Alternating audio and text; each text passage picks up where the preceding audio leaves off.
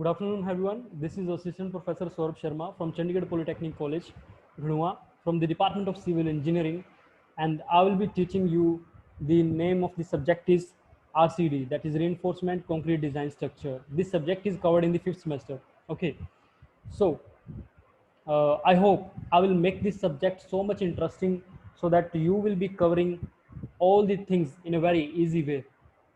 So let's go to the slides that must be showing on your screen. Okay, the subject name, as I have told you, that is the RCD, the Reinforcement Concrete Design Structure. Okay, so in this slide you must be seeing at the this building. This building has been shown. So what is the purpose of constructing the building like this? So why we put the reinforcement with the concrete, and what is the design procedure of making the structure like this? So this is to be understand in this subject very well.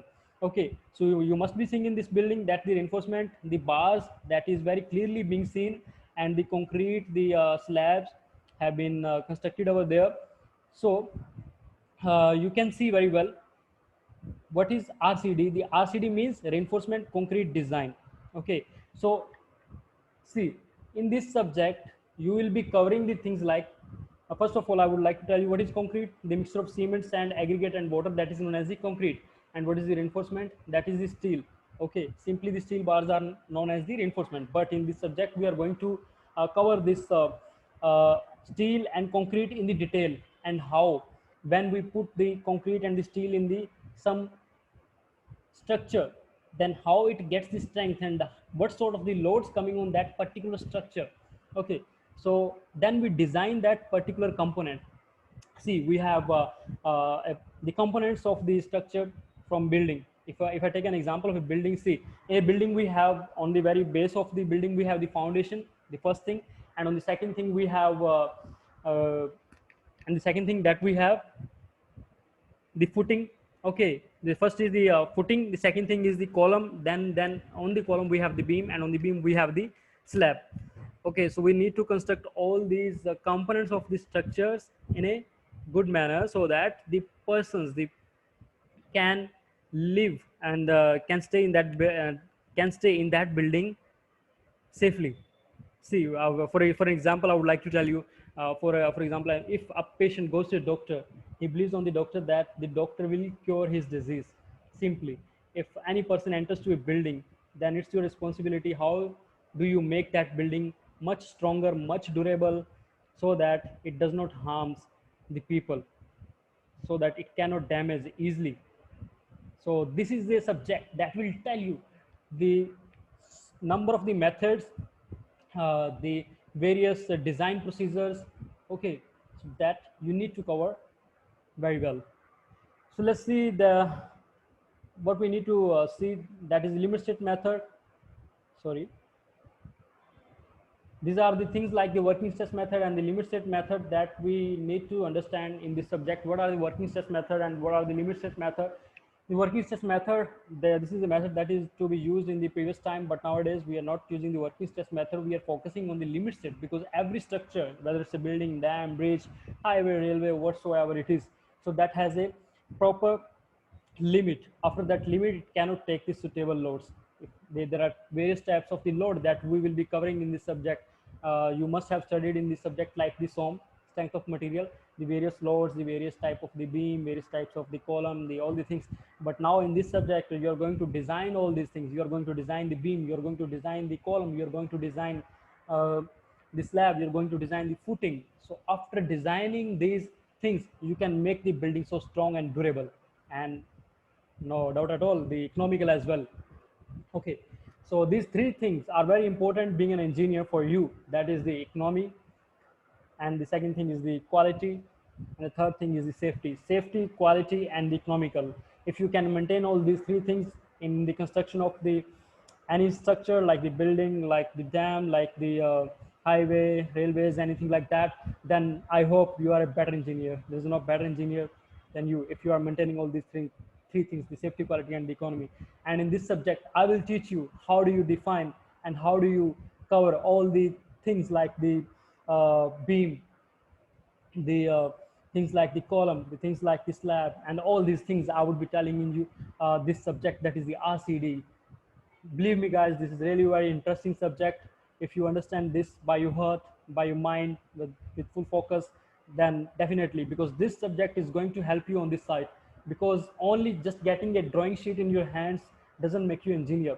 You must have the knowledge that how that drawing sheet has been made, how that drawing sheet has been designed. Obviously, if you are going to design a building, if you have if you are site engineer of a building, then the building design would be a drawing, map drawing would be given to you, and in that drawing you must be knowing that how the beam dimensions have been given. That if you have the better knowledge of this subject, then you would be very easily, you will be letting to know that this is the mistake in this beam, this column and this structure. Then very easily you can just get out of all these uh, failures that usually occurs in the construction of the buildings and the structures. So simply I have written over there the design of the singly doubly reinforced and the beams, the column, design of the slab. Okay, these are the subject, these are the concepts that you are going to cover in this subject. Sorry, in this subject. And in this slide, in this PPT, I'm going to tell you the 25% of the syllabus. Okay, so the name of the topic is given over here, and then I will tell you what is the purpose, what is the quality, and how do you define that particular topic. Okay, so I will explain that myself. So you just see the name of that particular topic, and then I will be telling you that how you discover all these things. So let's see further. Moving to the further slide. Okay, so what is the importance of this subject? As I've already told you, gentlemen, students, the dear students, I've told you that what is the importance. This subject is very important in the design purpose. Okay, so next moving. So the one more thing that I would like to mention, you can see over here, the subject thus deals with the elementary design principle as per IS 456-2000. So what is the IS 456-2000? This is a code booklet which is given by the Indian Standard 456-2000 that is designed by the engineers, the well educated engineers that has given, they have given the suitable values, suitable formulas in this code so that you can design the buildings without so much of efforts.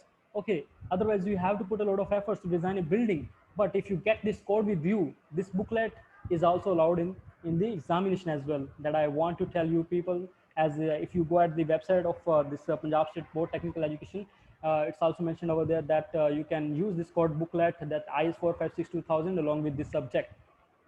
So what is the importance of this code booklet? Because when you will be designing the components like the beam, the components like the column, the components like the slab, and the components like the footing, the all these things, when you would be designing even the materials, what are the materials in the construction? The materials like the building material, cement, sand, aggregate, water, reinforcement, all these sort of the things are the materials that are to be used in the construction purpose. Okay, so all these things have been mentioned in a very well manner in this code booklet. So you don't need to cram all this booklet, but yes, you need to remember what is the thing that is given on the particular page number. Then you can see all the things in the index as well. That I will tell you in the further lectures when we'll be dealing with the concepts topics in detail. So moving to the further slide, as I told you before that I would be covering the 25% syllabus in this slide. Okay, gentlemen. So first of all, let's start with the introduction of the subject. What is the concept of the reinforced cement concrete? So what is reinforcement cement concrete? This reinforcement means steel. Okay, the cement, as already you know, the concrete means this mixture of cement, sand, aggregate, and water. Okay, understood. So the reinforcement. So let's first of all talking about the reinforcement. What are the things that we need to cover in the reinforcement? That is the grade of the reinforcement. Of course, this is a very important thing that we need to cover in this subject. That is the reinforcement of the grade of the reinforcement. So what is the grade? The grade defines the strength of that particular steel. In this subject, we have the in the further PPTs and the further presentation, I will be telling you how they are be defining in a well manner. But now you can listen me very, you understand me. Just listen me carefully. That what sort of the grades have been covered in this reinforcement. That is, first of all, I will tell you the Fe250. Fe250 is the grade which is known as the mild steel, which you must have seen in the previous building. There is a plain bar without rib-like structure over there. If you see, if you have seen a pen, okay, on pen when you write there is a grip on the pen, there is grip on the pen. Okay, So that is rib like structure. Similarly, if you are having the steel bar which having the ribbed on that steel, that is known as the HYST bar, that is the high yield strength deformed bar. But if you look at this mild steel bar, okay, so this is only the Fe250 bar. Got it? So what is the difference between the mild steel bar and the HYST bar? See, the mild steel bar is simply it used to come out of the, it does not have the so much of strength, so it usually used to come out of the uh, concrete. Like I'm using my hand like this makes a grip. But if I simply make the reinforcement like this in the concrete, it will easily come out of the, because it has very less bonding strength with the, it will slip, usually it will slip out of the concrete. But if we are having the steel like, if we are having the steel like the reinforcement HYSD steel bar, then it will be having the greater grip. So in that greater grip, we can have the better strength and the better durability of that particular structure. So nowadays, most of the time we use only the HYSD bar, that is the high yield strength deformed bar. Got it? So this was what I told you about the HYSD bar and the things like the mild steel. So I have also explained the properties of the steel like that. So what is steel? If I talk about the steel, what is steel according to you? If I ask you, okay, steel means simply it's an alloy of the iron plus carbon, with two things, the iron plus carbon. If the amount of iron is more, that means the steel has the more elasticity, the more tensile strength. Okay, if the amount of carbon is more, then then it means the steel has the more compressive strength. So vice versa as well. So it depends how much amount of the carbon and the how much amount of the iron you are having in the steel, that will define the property of the steel. Okay, so moving further, that is loading on the structure.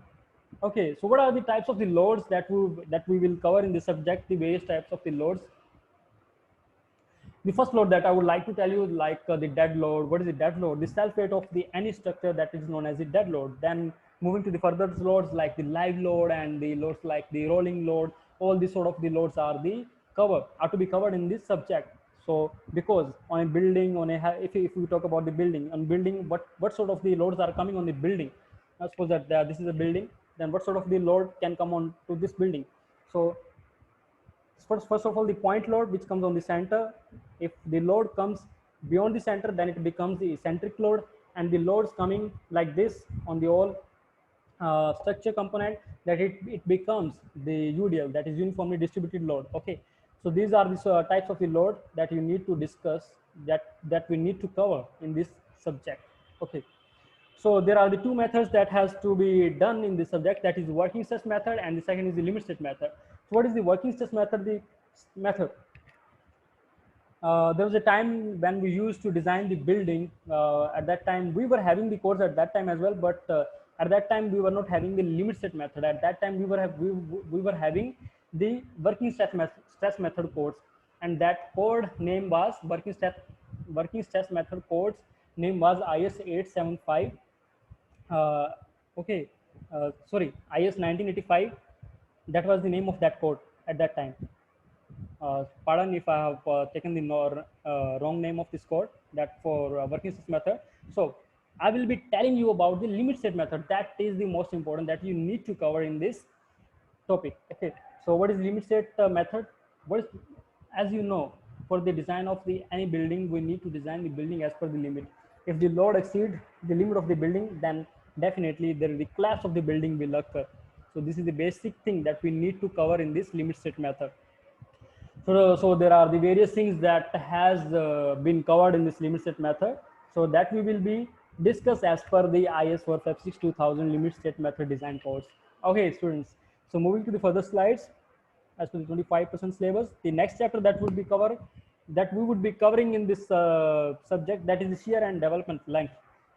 So what is the shear force? As you must have studied in the subject like the strength of materials. The strength of materials, you have been studying about the shear force, the bending movements, all these sort of the things have been covered in the strength of material. But now you have to design the buildings, the structure, the components like the beam, column, slabs. All these things have to be designed as per the shear force. Because what is the shear force? If the transverse load is coming on the perpendicular to the, see, Before moving to the shear force and the things like that, I would like to tell you what is the beam and what is the column. Okay, so this is the very basic thing that we need to know. Without knowing that, we cannot cover the things like the shear force and the bending moment. Got it? See, suppose that this box is in a horizontal position, and when the load will come transfers to this longitudinal axis. What is the longitudinal axis? That is coming to the length of this box. And what is the lateral axis? That is coming perpendicular in this way. There are two axes, longitudinal and lateral axis. Got it? When the load are coming perpendicular to the longitudinal axis, then it becomes a beam. Simply, when I rotate it, when the loads are coming parallel to the longitudinal axis, then it becomes a column. It's very simple to understand. So similarly, what are the shear forces? The shear forces are the transverse loads that comes on the structure. So that I have this box. If I push this box in this direction, then there must a shear force strength in. Then there must exist a shear force strength in this box so that it can give the maximum strength and the resistance to the external load that we need to design. Got it? Okay, so that was all about the shear stress and the things like the maximum shear stress. What is the maximum shear stress? The maximum strength of the structure that is to be attained given by the calculations and the loads that we need to cover as per the design. Okay, so what is the shear reinforcement? We also need to provide the shear reinforcement. We also need to provide the maximum reinforcement in the design of the beam, in the design of the column, in design of every structure. We need to do all these kind of things. Okay, so the next thing that we need to know about, that is the definitions and assumptions made in the limit state of collapse. Students, one of the most important thing that we need to know in this subject, these are the basic definitions that are covered in a very well manner. You don't need to cram anything in the IS 456-2000 code booklet. All these things have been covered in a very well manner. Okay, good. You have understood all the things, I hope. Like the partial safety factor, if you are seeing the partial safety factor, the design load, the stress block parameter, all the things have been covered in a very well manner, in the code booklet IS 456-2000 that I will, don't worry about that, I will let you know in the upcoming videos and the lectures. So this is the all about the 25% syllabus of the this RCD, that is the reinforcement concrete design subject. So these are the books that has been recommended by the board, that is the Punjab State Technical Board of Education. To you people, if you see the two books, I will suggest you that the first book that you see, the Brinder Singh book, and the second book that you see, that I will suggest you the BC Punmia book. Okay, so these are the two books that you can refer, and for the further queries, you can call me, you can mail me at any time, and I hope all of you are fine and healthy at your place. Be safe, be healthy. Thank you so much.